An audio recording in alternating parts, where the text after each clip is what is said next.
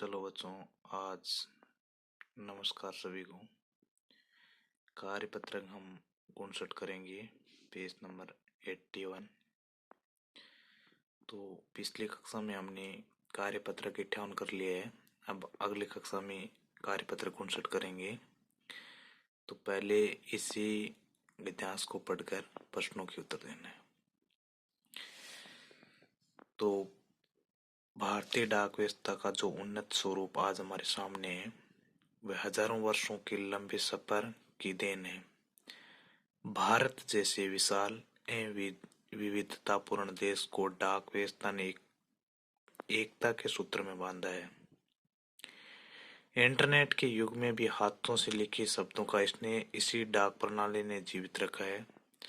सबके सुख दुख को एक जगह से दूसरी जगह पहुंचाने में हमारी डाक व्यवस्था व डाक की दूरी का काम करती है। पहले कबूतर भी हमारे डाक की हुआ करते थे, अब तो विश्व शांति के लिए उड़ाने में काम आते अब तो विश्व शांति के उड़ाने के लिए काम आते हैं। तो इसका उत्तर आपको कबूतर होना चाहिए, क्योंकि दे रखा है अब तो विश्व शांति के लिए उड़ाने काम आते हैं। तो यहाँ कबूतर का बखान कर चुके पहले। उससे अगले भारतीय डाक व्यवस्था से संबंधित जो वाक्य सही ने उस पर निशान लगे। हमारे देश को उन्नत किया है, डाक व्यवस्था हजारों वर्षों का लंबा सफर है, सही बात है। हमारी डाक प्रणाली मृत नहीं है, ये बात गलत है। ठीक है, तो इसमें ये उत्तर आगे पूछा भी यही है, सही नहीं है। इसके बाद ये हाथ से लिखे पत्रों में स्नेह कैसे जीवित रहते हैं, क्यों डाक इस पत्र को स्वयं जाकर अपने हाथों से लोगों तक पहुंचाता है, इस कारण इन पत्रों में स्नेह जीवित है। ठीक है, क्योंकि डाक इस पत्र को स्वयं जाकर अपने हाथों से लोगों तक पहुंचाता है, इस कारण इन पत्रों में स्नेह जीवित रहता है। इससे अगला देखिए, भारत की विविधतापूर्ण संस्कृति को किसने एकता के सूत्र में बांधा है, तो वो आप उसका उत्तर लिखिए, डाक व्यवस्था ने। डाक व्यवस्था ने। प्रश्न संख्या 5, डाक की हमारे जीवन की धुरी है, कैसे?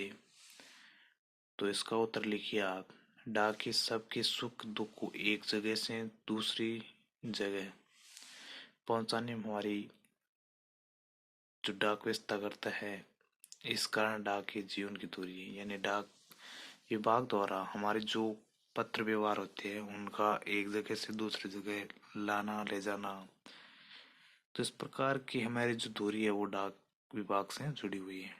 ये हमारे जीवन की एक धुरी है। उससे अगला देखिए, उससे अगला आपका है, उपयुक्त गद्यांश का सार अपने शब्दों में लिखिए। सार का अर्थ है जो आपने ऊपर जो गद्यांश पढ़ा है, उस गद्यांश को पढ़ने के बाद आपके जो मन में भाव खड़े हुए हैं, यानी आपके जो मन में भाव है, उन भावों को अपने शब्दों में लिखना है। तो इसका लिखिए छठे का, कि भारतीय समाज में डाक व्यवस्था एक आज भी अपना कार्य करती है, लोगों के जीवन को एक सूत्र में बांध रखा है। इंटरनेट युग में भी इस व्यवस्था का महत्वपूर्ण योगदान है। यानी इस गद्यांश का सार यह है कि भारतीय समाज में या भारतीय संस्कृति में डाक व्यवस्था आज भी अपना कार्य करती है, लोगों के जीवन को एक सूत्र में बांध रखा है। इंटरनेट युग में भी, यानी आज मोबाइल फोन या इंटरनेट युग है, फिर भी इस इंटरनेट युग में भी इस व्यवस्था का महत्वपूर्ण योगदान है। लोग आज भी पत्रों का व्यवहार डाक विभाग के द्वारा भी करते हैं, तो इस कारण से इनकी व्यवस्था आज तक बनी रही है। इस प्रकार से आपकी कार्यपत्रक 59 पेज नंबर 81 पूर्ण होता है।